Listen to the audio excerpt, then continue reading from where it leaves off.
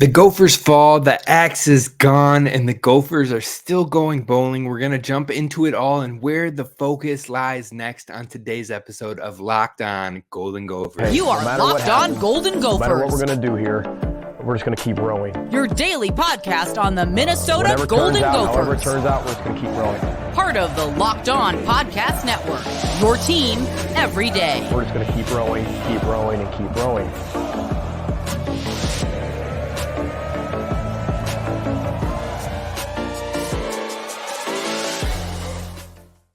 You're listening to Locked On Golden Gophers, part of the Locked On Podcast Network, your team every day. My name is Kane Rob, host of the podcast, former collegiate football video coordinator and recruiting assistant, here to talk Golden Gophers with you each and every day of the week, Monday through Friday. And today, it is a sad Monday indeed, as the axe is gone and no longer in Dinkytown.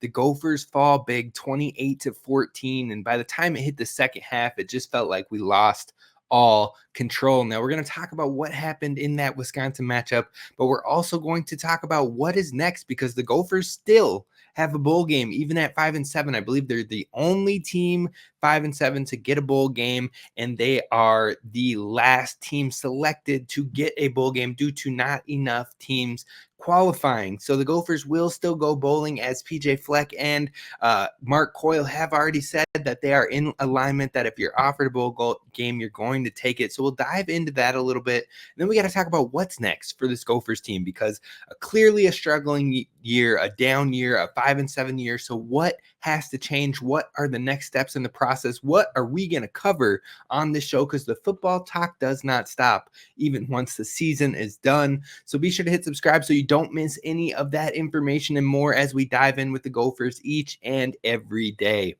Now, let's talk about this Wisconsin matchup, because a down year got even worse this weekend, losing to the Wisconsin Badgers. You know, we already knew it was a struggling season. We knew that we had dropped the ball in multiple games, but it felt like if you could get both rivalry trophies staying here, both rivalry wins in the same season, then you know what? You could look back and you could accept that a little bit. You don't accept like, oh, 6-6, that's acceptable, that's good. No, but you look back at it and you're like, even in the year where we lost a ton of senior production, where we had a bunch of young players playing, where we had a lot of injuries on the season, we found a way to get to qualify for a bowl and to beat both rivals in the same year, which hadn't been done since 1990. And now it still hasn't, and that streak continues. So if we could have pulled that off, it would have felt a little bit better, a little bit of a weight off your chest. But alas, that does not happen. So it started off positive. It started off happy. The Gophers don't overcomplicate things on offense. They hit a swing pass right away. Then you get a run, a defensive pass interference call, a pass to Daniel Jackson for like 30 yards, and then run, touchdown. I mean, that sounds like an effective offensive approach. Nothing too crazy, nothing too long developing. It was quick. It moved the field nicely. It flowed well. It looked like the Gophers knew what they were doing on offense.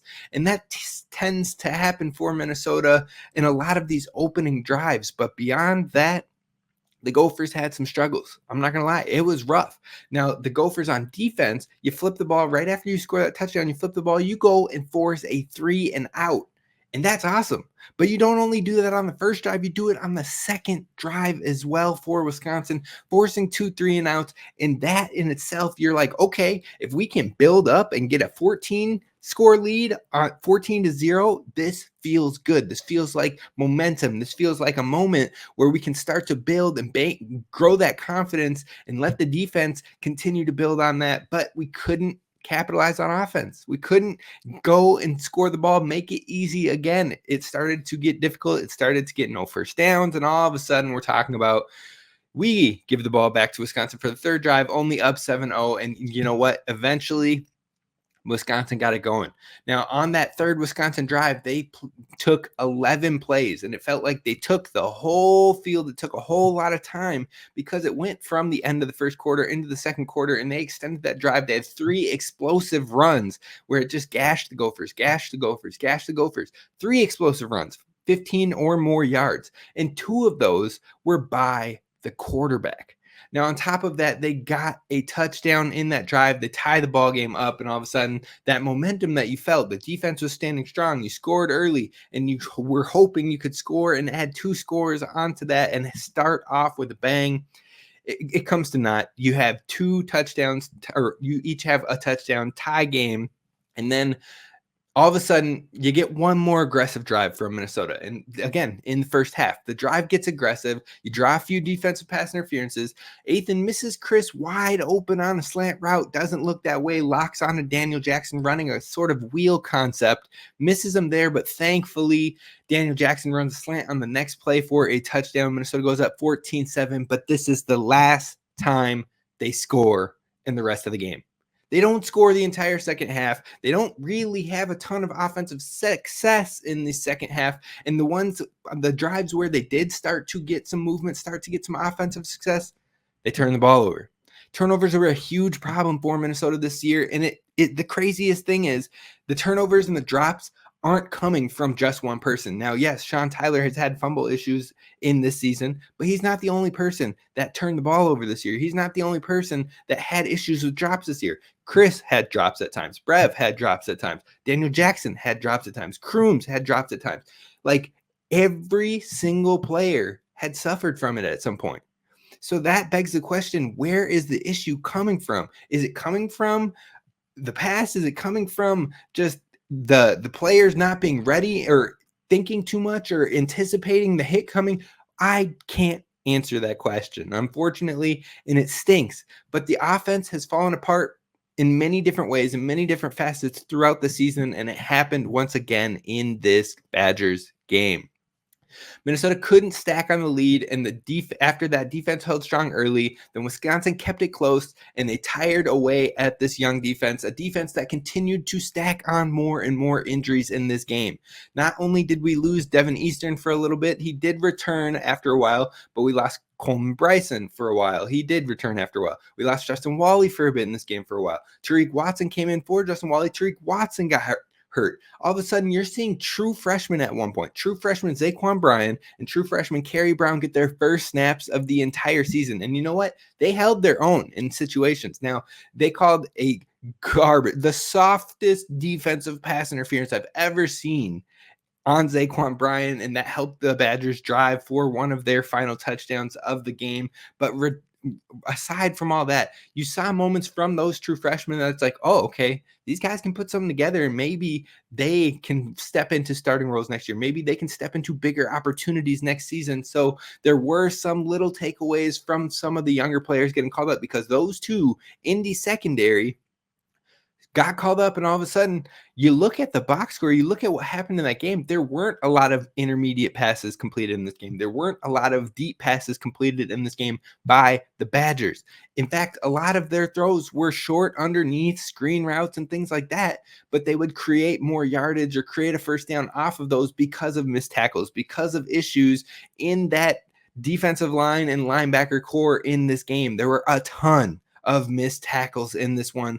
And with Wisconsin keeping the game close, Minnesota never being able to pull away ever, well, eventually it became a bend, don't break, and Minnesota broke. And they got gashed on the ground. Braylon Allen tore us up. Tanner Mordecai tore us up. They kept the drives extended, and third downs became an issue. Now, we've mentioned this on the show time and time again, but last year and the year prior, Minnesota's defense was so good. Minnesota did well on offense because they could capitalize on third downs. They could get third down and shorts on offense and convert, and they could stop on third down and get off the field on defense. That did not happen. Not in this game, not in this season. It has plagued Minnesota all year, and it has been one of the number one reasons why this Gophers team has lost a ton of games. So, you know what? The pass defense actually held its own for the most part, limiting the damage in that intermediate and deep space. But Wisconsin took the short stuff, and they played a patient game, and eventually it broke through in the second half. They pulled away 2 touchdowns in the second half, 28-14. The game finishes off. Meanwhile, our offense struggled again in the second half. Fool me once, shame on you. Fool me twice, shame on me. But this is like fool me 4 times in a row, and something's got to go. So we're going to talk about what is happening next because the Gophers are still going bowling at 5-7. We'll talk about why that's happening. We'll talk about what to expect and why the bowl game still helps Minnesota coming up next. First, you got to know about this app called Gametime. Gametime is the place to be when it comes to getting last-minute tickets or tickets in general because it is the fastest growing ticketing app in the country, and that is for a reason. Gametime is the only ticketing app that gives you complete peace of mind with your purchase. Not only can you see your seats before you purchase them, you can see what the view is like from those seats specifically, so you know exactly what to expect when you arrive. But also, my favorite feature that I use anytime I look at tickets on the Gametime app is you can go to the all-in prices and show your total upfront so you know you're getting a deal without hidden fees. So you can go download the Gametime app, create an account, and use promo code LOCKEDONCollege. That's promo code LOCKEDONCollege, and you get $20 off your first purchase. Terms and conditions apply, but download the Gametime app, create an account, and use promo code LOCKEDONCollege for $20 off. Download Gametime today. Last minute tickets, lowest price guaranteed. All right, Gophers fans, it's time to talk. It's time to talk about this bowling because you know what? Many times when you don't go 6-6, you just don't qualify for a bowl. And that was almost the case for the Gophers. In fact, it was literally by the slimmest of margins, very, very close to not being the case. But the Gophers get the last bowl eligibility spot due to Colorado State being upset by Hawaii by a last-second field goal in which Hawaii didn't spike the ball to stop the clock and get the field goal. They rushed their kickers out there, got it off in the nick of time, hit the field goal, and won the game. It was crazy. It was blasphemous. It was all over the place, but it ends up giving the Gophers a bowl game because not enough teams hit that 6-6 mark to qualify.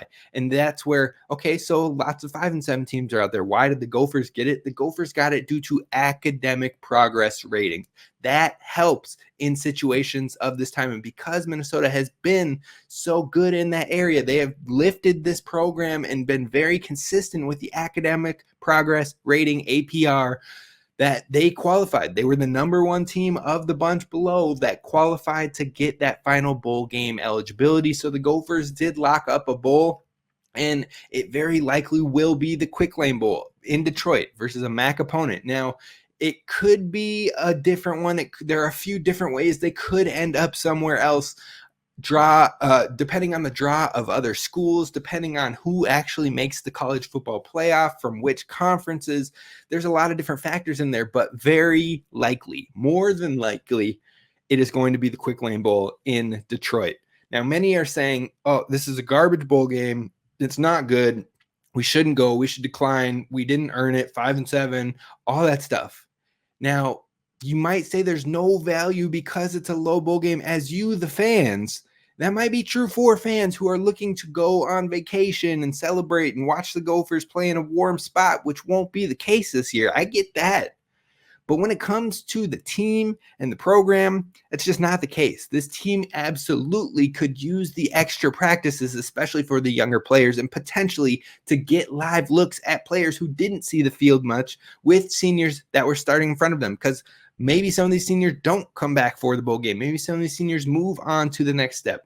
Or if players decide to enter the portal, you still got to see what is behind them before you know how to attack the portal yourself. Now, I've seen a lot of cynical Gophers fans who say that the Gophers players, if they couldn't get it done up to this point, couldn't get it and get up to game speed at this point, then they won't. Again, you're missing the point. You've got players that, like I just mentioned, Zaquan Bryant, Kerry Brown, they saw their first game time action in this weekend due to injuries piling up, and they held their own. Matt Kingsbury got thrown into the Purdue and Ohio State games with the linebacker injuries that piled up. We have a running back room that has been dinged up all season. If that continues and it remains up until the bowl game, maybe you get a few touches from true freshman Marquise Williams, who redshirted this season. If players like Crab or Crooms decide to forego the bowl, then maybe you get a live look in games, lots of touches, lots of opportunities for a guy like Christian Hoskins or Kenrick Lanier or TJ McWilliams or Nuke Hayes. Tons of wide receivers in that room that we haven't been able to see yet and how they can produce. How they can get it right on blocking, who's putting it together, not just on the rofer days, on Sundays against the other players that are on scout team and redshirting and all that. No, you get to see them in live snaps, live bullets, when it's action matters most. And if it's against a MAC opponent, you know what? Then you need to go out there and you still need to win it. But on top of that, you can get live looks, live reps for these young players. And that in itself is worth taking the bowl game, regardless of if it was earned or not. There's a lot of youth on this team that still hasn't seen reps or action, and that could be used in this one. And that helps you get some evaluation on which positions you potentially need to prioritize in the portal as a Gopher. So all these fans calling for, we got to go heavy in the portal, we got to do this, we got to do that. They're not going to go heavy in the portal, but they will be extremely selective, and they need to know what exactly they need to be selective in the portal. Now, they have some hints, some ideas at what they're going to do in the portal, but having an idea of what youth, what players that haven't seen snaps that could be stepping up into bigger roles or could be on the trajectory, or seeing them in the live space is everything in order to help this Gophers team really hone in on its focus for the offseason. Now, on top of that, guys looking to go pro probably stay out of the bowl game. Tristyn Spann-Ford, Tyler Nubin, and others, that you probably get new players in there to start for them. Now, Coleman Bryson, in his more natural role, playing that safety position that Tyler Nubin has played all season. Last year in the bowl game, Coleman Bryson played in that position and was the MVP of the bowl game. Now, he's been playing out of position in these last couple games because he doesn't play across from Nubin. He plays the same safety role as Nubin, but with the injuries, with Darius Green getting hurt, with Aiden Gooseby getting hurt, Coleman Bryson has been forced to shift into that role and learn on the fly.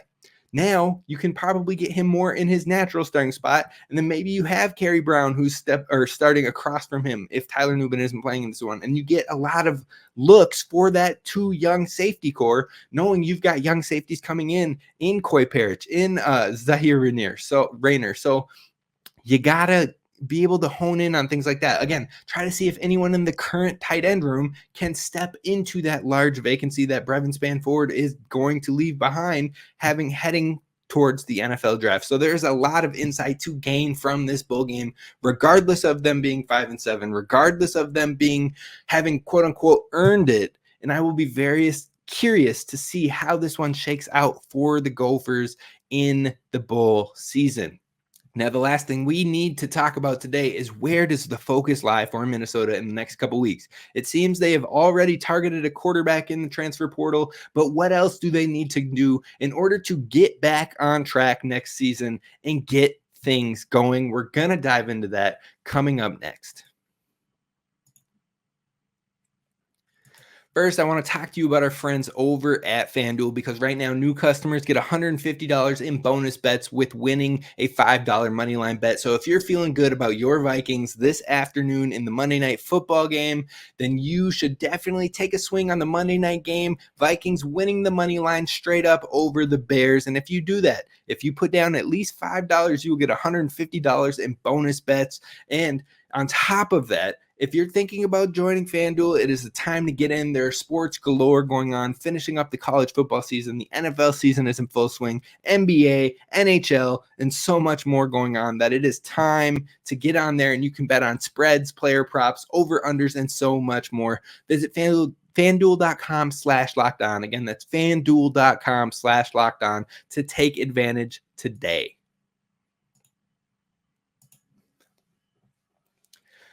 All right, Gophers fans, we got to talk about, where does the focus lie for this Minnesota Gophers football program in these next few weeks, next month or so. Now, the first thing, priority numero uno, is retaining current players, because after a struggle season, after some players didn't get to play this season because of depth and things like that, you have to prioritize keeping your guys here, especially the ones that you were planning on being the next ones up, the guys who are going to step up in wake of the seniors leaving. And maybe they didn't get touches this year. I'm thinking of Christian Hoskins, who I still don't know how we didn't work him into the special teams game, or how we didn't have a couple routes here or there for him. We saw some the year prior. Now, again, very limited, but we didn't see anything this season. Kendrick Lanier, who absolutely popped off last spring, and he did well in fall camp.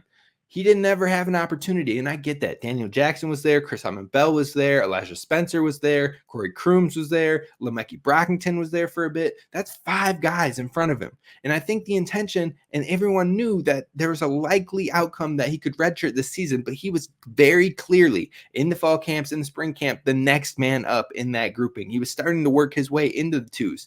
So now is a perfect opportunity for you to see him in a bowl game, but on top of that, to keep him here, keep the love growing, keep the love showing, and show him, look, we have plans for you to be the next one up. You got to get in there. You got to show love to your younger players, keeping and making sure those guys are here. And on top of that, your players that produce, because we've already heard about it. Teams are out there. They're trying to poach. They're trying to throw NIL out there to get players to consider leaving.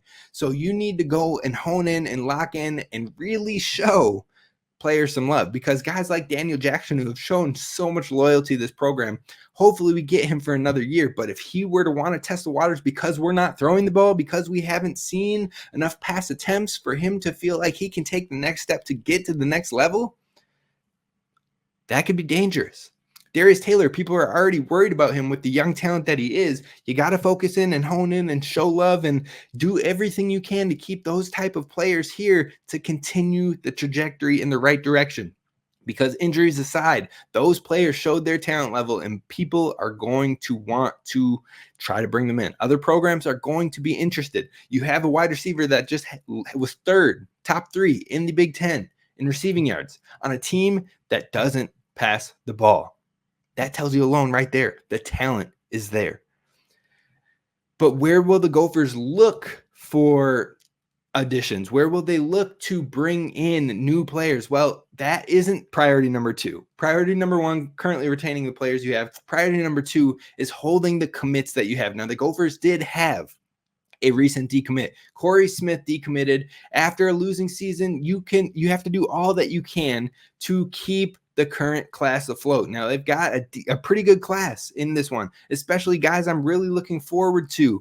And so hopefully they can maintain those players. Hopefully they can continue to lock in and show that the culture is strong here. And that will say a lot about the culture. If you can maintain your class through a losing year, and you can keep a vast majority of those guys locked in and wanting to play here, wanting to row the boat, wanting to get involved and take this program to the next level, that says a lot about the culture that was established in that recruiting phase. So it'll be very interesting to see. Now, I saw Brady Pretzlaff was at the game, and he is locked in along with Mason Carrier. Both of those guys tweeted about it after the game, and that was awesome. Hopefully we continue to see more of that from Jide Abasiri, from Coy Parrish, and guys of that ilk, from Nathan Roy, who was at the game this one too. So I am really excited. Brett Carroll, hopefully all these guys are locked in, they're loaded, and they're ready to go. And I have a feeling a lot of them are still locked in. They still buy into the full culture, but the coaching staff needs to prioritize keeping those guys happy and ready to row.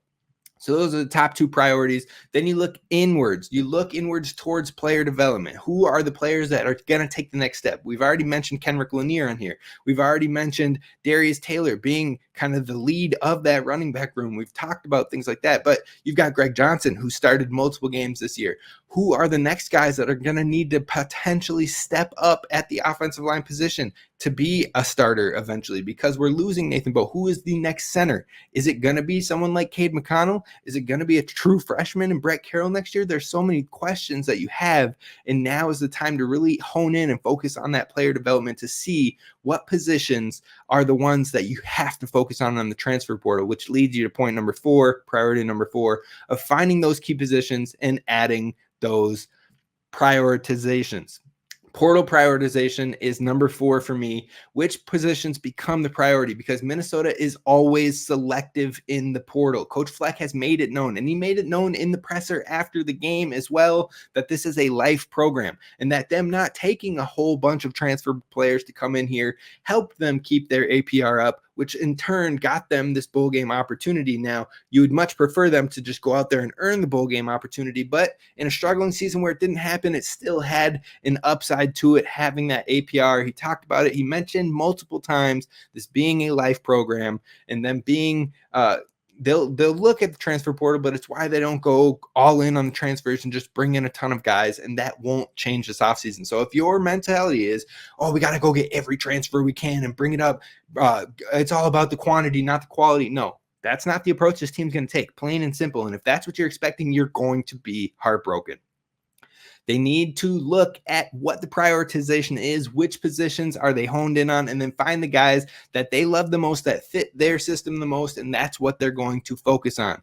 Now, we'll see what that is, and we'll keep you posted here at Locked On Golden Gophers to make sure we talk about those changes as we come, because it looks like they already locked in on a quarterback transfer they are interested in, and I would not be shocked if that's who they really hone in on as you see other names start to come in. And if they can't pull that in, then that's when they would look at another prospect or start to have other things in the pot cooking. But number one that they're locked in on, it seems, is Max Brosmer from New Hampshire, I believe is where he played. So he's had some good statistical years. We'll see if they can really lock in and make that happen. But there's a lot to be seen still. It's just getting started, and we will know more and have those updates for you as we continue here at Locked On Golden Gophers. And the fifth and final thing that I'd put hand in hand with that portal prioritization is coaching changes. There's got to be something that changes, because in a losing season, someone is the fall guy. Someone is the short end of the stick, and you have to make a change to help yourself move into the new season, having said this is what our focus of change was this offseason. So is that the special teams coordinator? Is that the offensive coordinator? Probably not the offensive coordinator, but maybe it's a pass game coordinator. Maybe you're bringing someone else from a different program that has no affiliation to the Gophers whatsoever, and you're bringing them in here for extra insights and to incorporate new stylings, new little twists to the Gophers offense to help them take a next step in this growing Big Ten. Or maybe they do actually go OC and they say, you know what? It's not about, we're not focused on our current guys who have had multiple OCs now. We're focused on whoever brings us the most success on offense that has been struggling year after year after year. We're bringing in a new OC, we're bringing in competition, and whoever runs away with it is going to start. Maybe that's the approach they take. Now, if I've learned anything having covered the staff for 2 years, I do not think that's the approach they're going to take, whether it's the one I would prefer or not. But I do think, and rumor has it from what I hear, that the special teams coordinator changes are pretty likely. So I think that's going to be a big change. Maybe they could bring in a pass game coordinator or someone to assist in the department and offer different suggestions and different ideas to incorporate with the offense. We'll see. We're going to keep it posted. But those are the things that Minnesota has to focus in on over the next few weeks, few months. So that's going to do it for us on today's episode. We'll keep you locked in as we learn more about the transfer portal, about bowl prep, and so much more here with Locked On Golden Gophers. And we're going to continue to talk about the other Gopher sports as well. So be sure to hit subscribe. I will see you tomorrow. Row the boat, Sky, you might go Gophers. And as always, don't forget to subscribe.